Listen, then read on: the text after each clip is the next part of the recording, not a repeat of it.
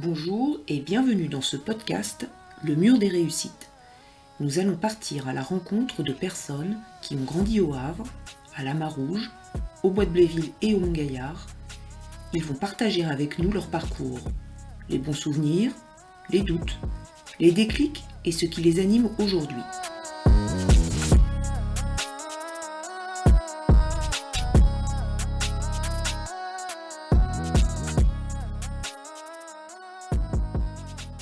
Je m'appelle Sinan, j'ai 26 ans. Je viens de la Bignafos au Mont-Gaillard. Oui, avant j'habitais à Bolbec. Avant on était même à Paris, donc je suis arrivé en primaire à Bolbec.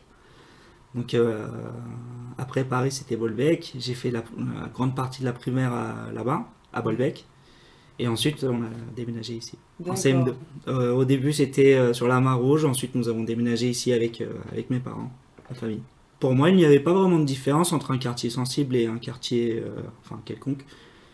C'était un quartier tout simplement, je veux dire, nous avons la famille, des amis, des proches, des personnes qu'on croise souvent. Donc rien de particulier. On m'a fait des remarques, j'ai été surpris, mais beaucoup plus tard. Ah ouais. Pas dans la jeunesse, mais beaucoup plus tard. Et on me disait, je mets pas les pieds au Mont-Gaillard, je mets pas les pieds à la Mar-Rouge. Et je comprenais pas. En fait, on est baigné dedans et on remarque tout ça une fois qu'on sort, de notre zone de confort, tout simplement. Donc du coup, c'est quoi les lieux sur lesquels vous alliez quand vous étiez ado? Alors, par exemple, au niveau du collège, c'était plutôt au stade. Ouais. Donc on se rendait, c'était vraiment à côté, donc au niveau de la proximité. Au stade, ensuite avec les amis, donc le week-end ou après les cours, eh bien c'est le centre-ville, on descendait, on sortait, tout ce qui était magasin. On prenait même parfois des vélos avec nos amis et puis on allait à Saint-Jouan en vélo, quoi. Ah ouais. Ouais. Non, on n'hésitait pas, on aimait bien se balader justement. De temps en temps, la balade au magasin, au champ. Au champ, ici, c'est la référence, quoi.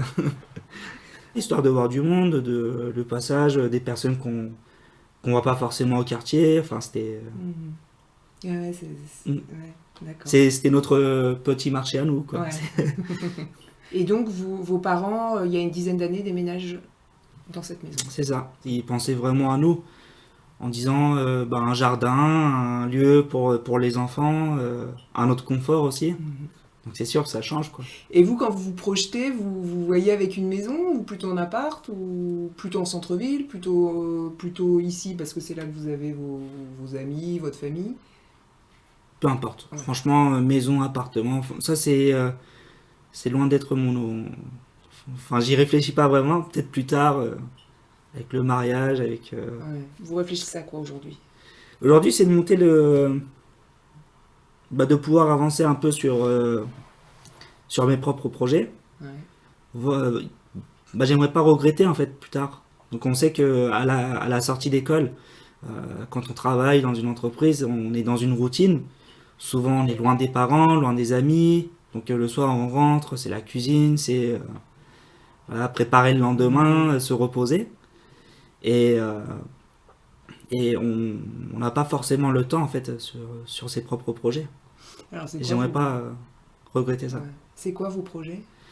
Projet, on va rester un petit peu vague, mais c'est en gros sur une nouvelle forme de motorisation de drone, par exemple, pour commencer, pour un début. On va y revenir après du coup. Votre parcours scolaire? Le parcours scolaire, ça a été un peu du bruit de caouac, mais bon. Ouais. Donc en gros, primaire, collège. En fin de collège, j'étais un petit peu... ça a été un peu spécial pour moi. Donc on avait fait une grande réunion avec les professeurs, donc le corps enseignant. Il y avait ma mère à l'époque aussi qui s'était présentée. Donc par contre, elle a un peu du mal avec le français. Du coup, je devais lui traduire en même temps toutes les reproches que les profs me faisaient. C'était un peu délicat, mais bon, j'ai réussi à la fin à leur montrer ma volonté de continuer, même si c'était un peu délicat donc au niveau des notes, surtout mon attitude en fait. Ah, ça a été marquant, oui, Ouais. parce que j'ai des actions qui ne sont pas forcément reflétées à la maison. Et une fois face à mes actions et à côté les parents, donc la maison, bah, ça met en évidence que ça C'est-à-dire, c'est pas vous bon êtes, quoi. Ce que je faisais c'était pas bon. Vous êtes sage ici et Ouais. voilà. Et ça, vos parents en prennent conscience à ce moment-là? Ouais, Ouais. ouais.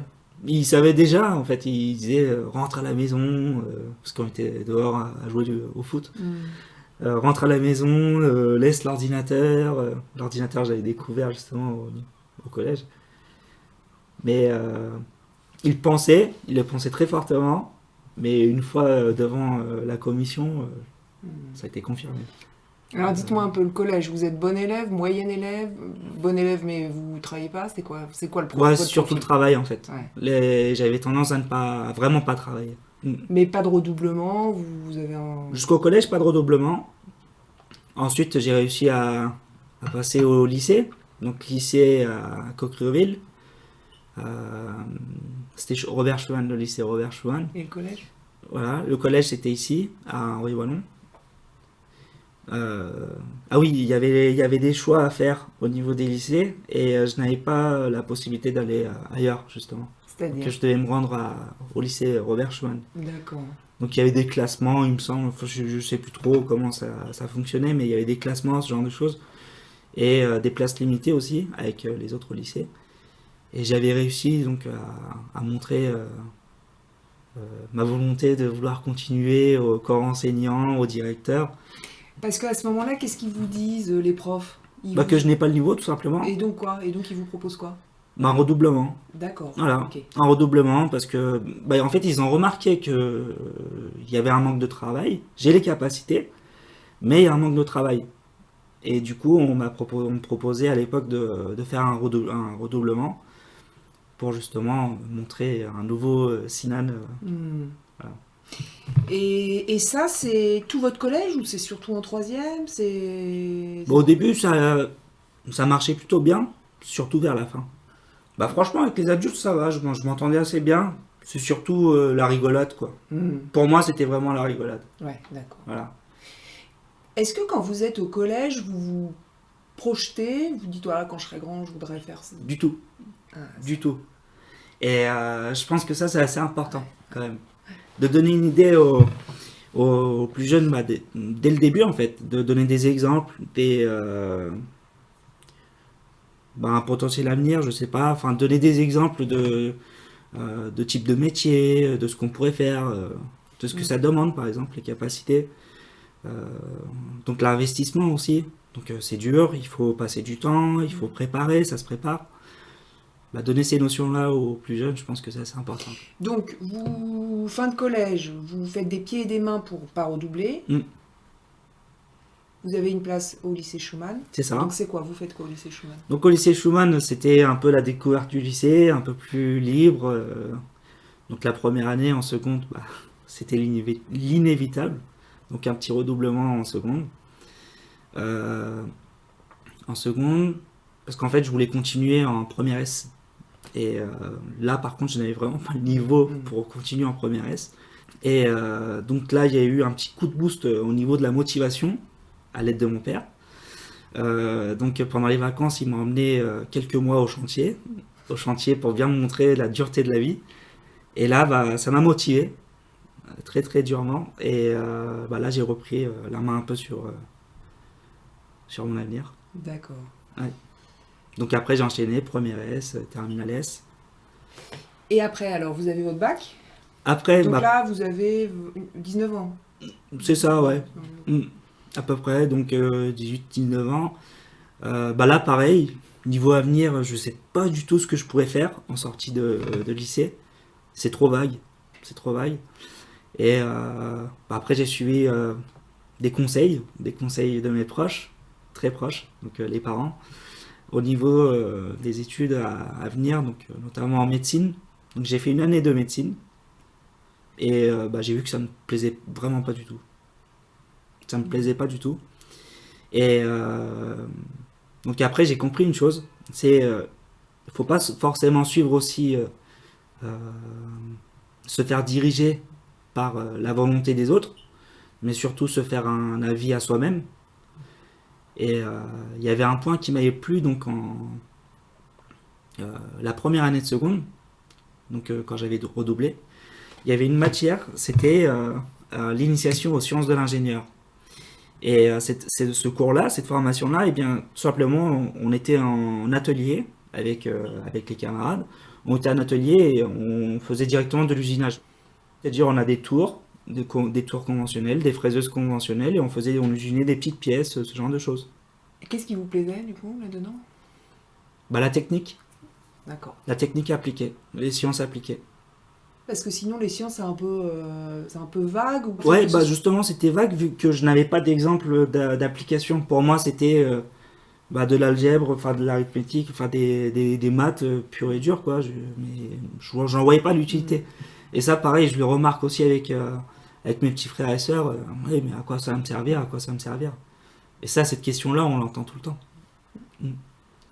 Alors, est-ce que vous avez un exemple de choses que vous avez pu construire Bah, au lycée, c'était des petites pièces, je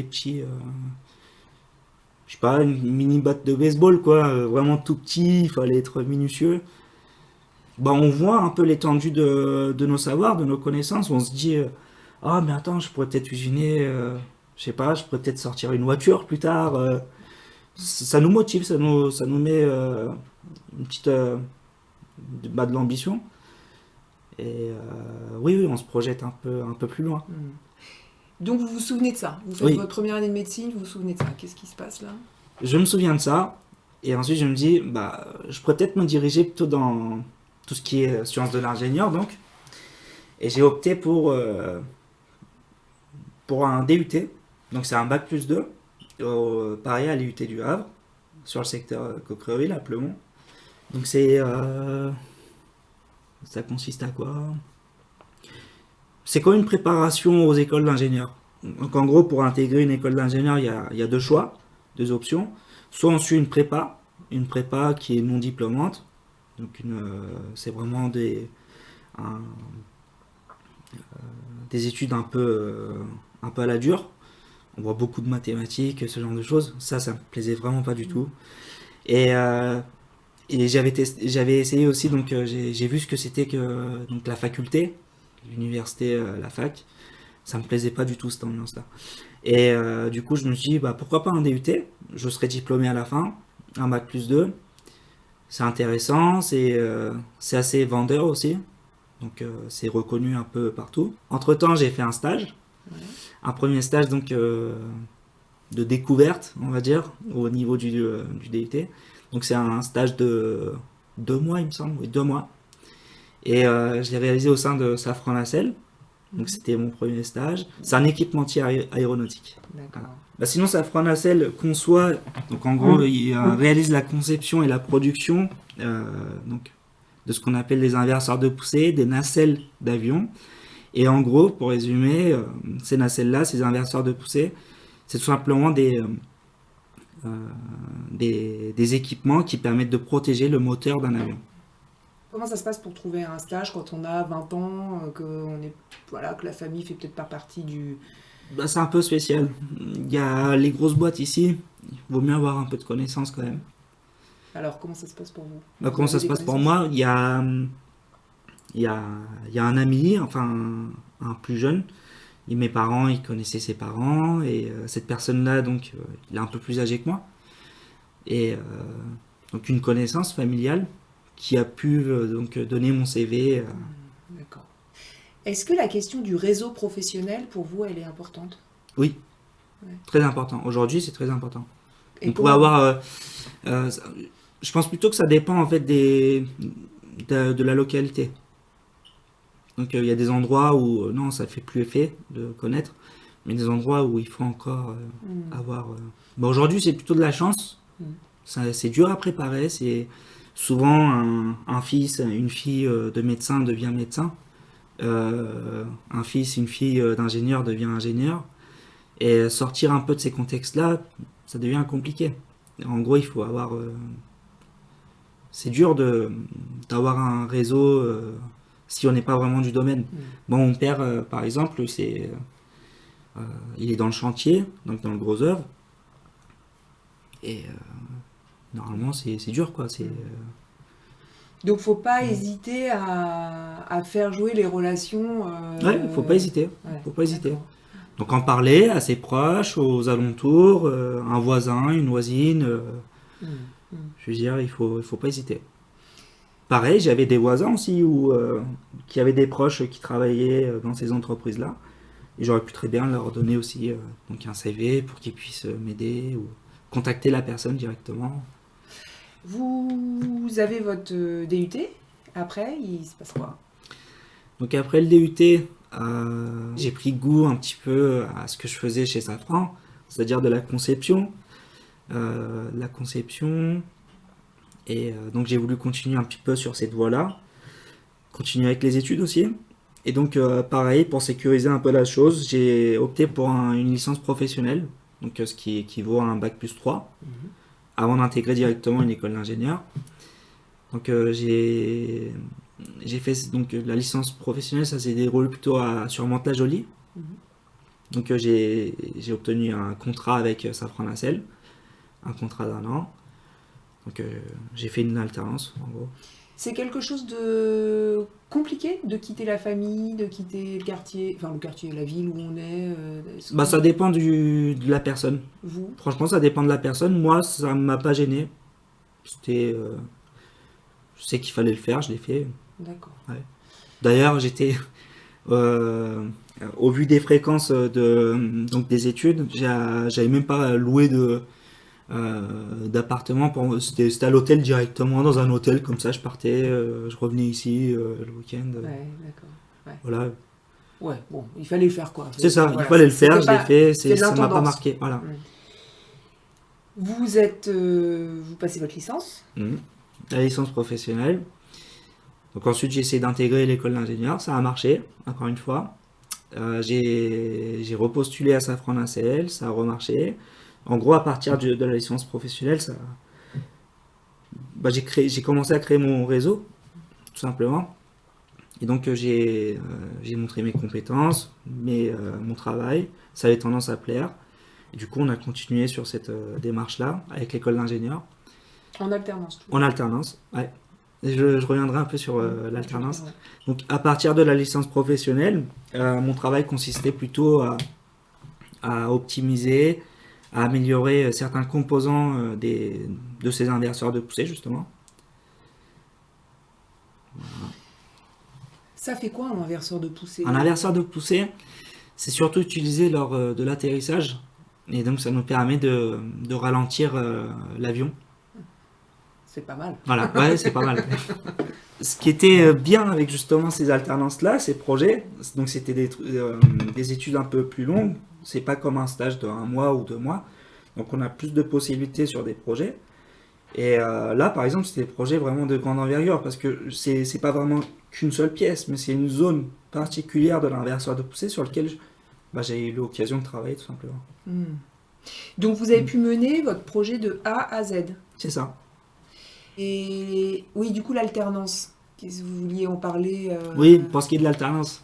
Donc ça revient un petit peu, ça se reflète un petit peu avec ce que je pensais donc des maths. Pour moi, il fallait vraiment que ça soit appliqué. Au niveau du cursus, tout simplement. Donc j'ai goûté à la fac, ça m'avait vraiment refroidi. Et pour moi, c'était que l'alternance. Vraiment, l'alternance, c'était... je voyais les deux, en fait. Il y a la partie école, donc acquisition de connaissances, et la partie entreprise, on pouvait appliquer et puis avoir plus de vues, justement, sur notre avenir. Mm. Donc l'alternance était un des moyens aussi de compenser un peu les frais qui peuvent intervenir, notamment avec le logement, la vie, quoi, la voiture, l'entretien de la voiture, l'assurance, tout ça. Est-ce que vous avez ressenti quand vous étiez en lycée général, en DUT, la gêne, c'est peut-être pas le bon terme, mais un truc où, ah ouais, tu fais des études, ça sert à rien. Est-ce que vous avez ressenti Ah ça? oui, ça, toujours. Ça, on en a toujours entendu parler, ça vient, ça vient. Et encore une fois, ça dépend de la personne, de comment est-ce qu'il considère la parole de la personne en face. Si pour lui, ce qu'il dit est important, pour lui, ça va être important. Il faut donner une autre vue aux plus jeunes, justement, il faut pas qu'ils prennent exemple n'importe qui. Et faut faire attention à ça. Vous avez eu des exemples, vous? Non, non. Je me suis dit, j'ai pas vu quelqu'un, enfin, ou des proches, je me suis dit, je vais être comme lui, ou je vais être comme ci, comme ça. Non. Je me suis tracé vraiment ma propre route, comme j'ai dit, après le DUT, le stage, là, j'ai découvert vraiment le truc, quoi. Parce que vous auriez pu arrêter au DUT, essayer de trouver du travail. Qu'est-ce qui a fait que vous avez eu envie de continuer? Bah, j'ai pris goût à ça, justement. J'ai pris goût à ça. Je me suis dit que je pourrais peut-être pousser la chose un peu plus loin. Même là, à la fin de l'école d'ingénieur, j'ai réfléchi à faire un doctorat. Mais là, je me suis dit que ça pourrait pousser le bouchon un peu plus loin. Et du coup, j'ai opté plutôt pour des petites formations, histoire d'acquérir d'autres compétences, notamment en programmation, en base de données, un peu plus poussées, détaillées. Donc là, vous êtes diplômé depuis quand? Septembre. Ah oui, c'est récent. Ouais, c'est récent. D'accord. Donc vous êtes diplômé depuis septembre Mm. et vous continuez à vous former. Bah, il y a une formation qui a commencé donc 1 mois, 2 mois après le diplôme, donc l'obtention du diplôme. Et ça s'est terminé donc la semaine dernière. Et en gros, ça consistait à se former sur les domaines de l'analyse de données, pour être un peu plus précis. Et on a pu appliquer donc ces nouvelles connaissances-là avec une entreprise située à Poissy. Donc c'est une entreprise qui produit de la confiture. Ouais, de la confiture. Pourquoi, juste une fois diplômé, vous décidez de poursuivre? Qu'est-ce qui fait que vous avez envie de poursuivre, de faire une nouvelle formation? Pourquoi?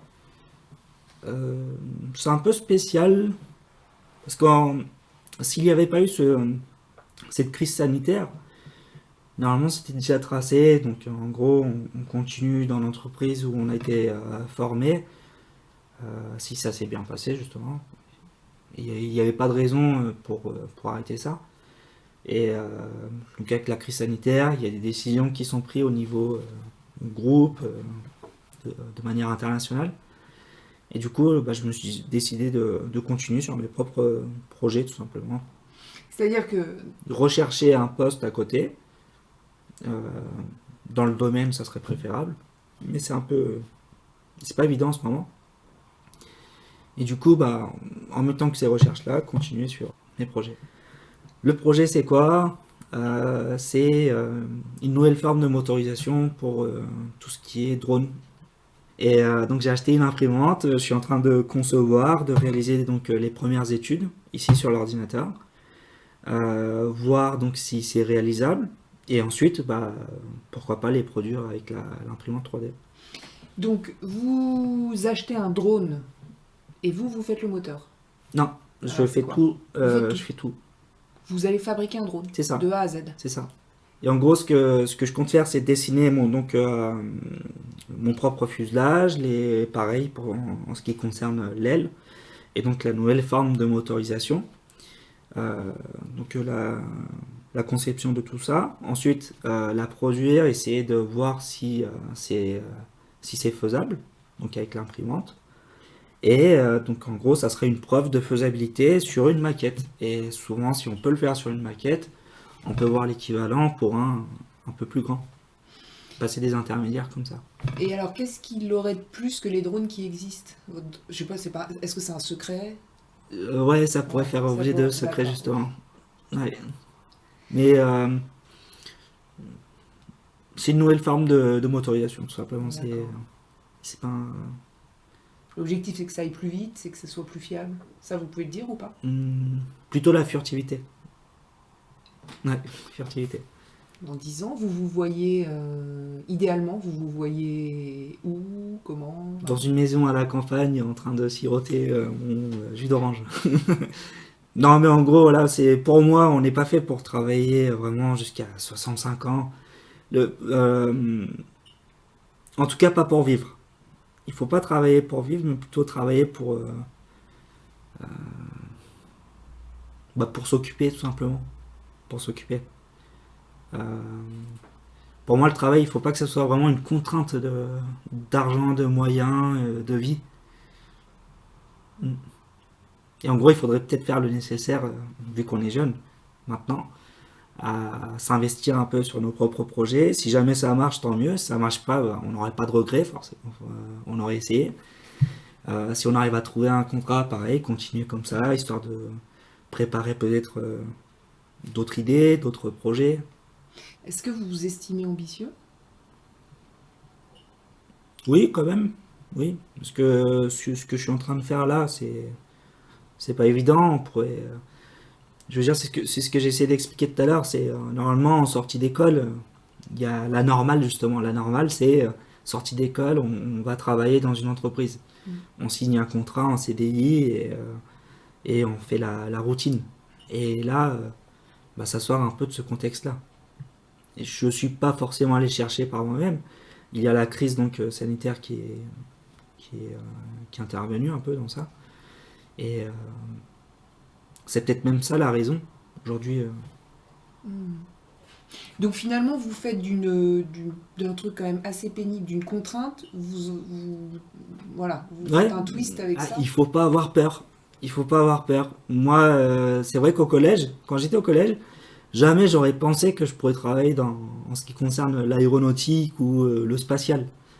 Et bah là, dernièrement, en ce qui concerne donc l'école d'ingénieur, encore une fois, donc on avait une partie à faire à l'étranger. Donc ça a été organisé par l'école. On est parti à Rome, en Italie, à la plus grande faculté de sciences de Rome. Donc avec des spécialistes au niveau des lanceurs de fusées. Et là, on avait comme projet de réaliser notre propre fusée à nous, notre roquette à nous, et on a pu faire décoller ça sur une colline à proximité de Rome. Mais c'était génial. Et ça, c'est vrai qu'au collège, j'aurais jamais pu penser à ça. Il faut pas avoir peur, il faut y aller. Et on peut se dire au collège, ouais, je vais devenir astronaute. Enfin, c'est ça, pareil, encore une fois, on en entend parler. Je vais devenir footballeur, astronaute, pilote. Bah, c'est possible. Finalement, c'est possible. Il suffit de préparer un peu le terrain et c'est faisable. Faut y croire. Faut y croire. Vous avez l'impression d'y avoir cru? Au début, c'était vraiment le flou, en fait. C'était vraiment flou de chez flou. C'est qu'après avoir fait le stage et puis découvert le monde du travail, là, je me suis dit, ah ouais, ça peut être intéressant. Le stage de DUT, quoi. D'accord. Après, avant ça, c'était un peu flou. J'avais peut-être, oui, le domaine, ce serait plutôt l'industrie.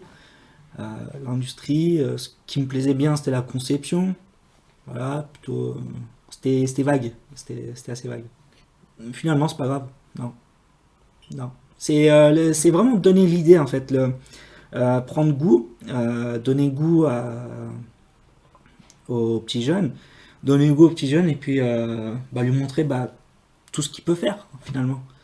Que ce soit être avocat, médecin, ça c'est classique. Souvent, il y a des familles aussi, ils ne connaissent que ça. J'ai l'impression qu'ils ne connaissent que ça. Il n'y a que avocat ou médecin. Après, ça dépend aussi de l'origine un peu de la famille. Sinon, c'est chantier, voilà, ce genre de choses. Mais finalement, non, il n'y a pas que ça.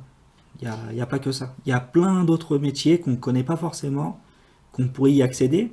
Il faut partir de l'optique qu'il n'y a personne d'autre qui va se lever à notre place pour aller faire ce genre de recherche, quoi, à notre place. Et c'est ce que je disais en gros, en disant il faut préparer son terrain. C'est ça en fait, c'est s'investir pour soi-même. Voilà. C'est d'aller rechercher, de préparer, je sais pas, s'il faut être un peu plus fort sur un domaine des maths, travailler un petit peu, c'est rien de plus que ça. Si c'était à refaire au collège, vous feriez différemment ou non? Si c'était à refaire, c'est vrai que j'ai eu pas mal de lacunes plus tard, donc après le collège, c'est vrai que j'aurais peut-être un peu plus suivi tout ce qui est cours. Ouais. Ok, bon. C'est le petit regret que je pourrais avoir au collège, c'est oui, j'ai peut-être pas tout suivi, et il y a eu des lacunes plus tard. C'est un discours que vous avez entendu, collégien? C'est pour toi que tu travailles. Ouais, mais ça rentre par là et ça ressort de l'autre côté. Et je veux dire, Ouais.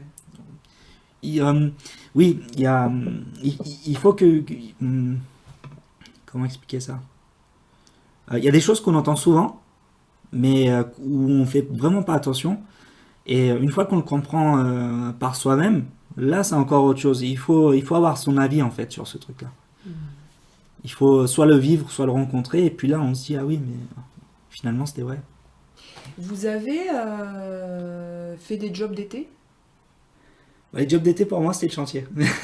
Au début c'était plutôt pour la motivation justement, ça rafraîchissait. Et par la suite c'est devenu, par exemple avec un été où j'ai travaillé au chantier avec mon père, donc en déplacement à Paris, j'ai pu acheter ma première voiture par exemple. Donc c'était un peu la débrouille aussi. J'ai l'impression que pour vous, les parents, ça a été quand même quelque chose d'important. Il faut quelqu'un qui vous tire un peu de tout le train-train de la vie, quoi. Il faut quelqu'un, c'est important, ouais. En fait, tout ne passe pas que par l'enfant. Il y a la famille aussi peut-être à sensibiliser un peu à ces sujets-là, quoi. Vous, votre famille, pour le coup, elle vous a toujours poussé. Ouais. Pour votre famille, c'était important les études? C'était assez important.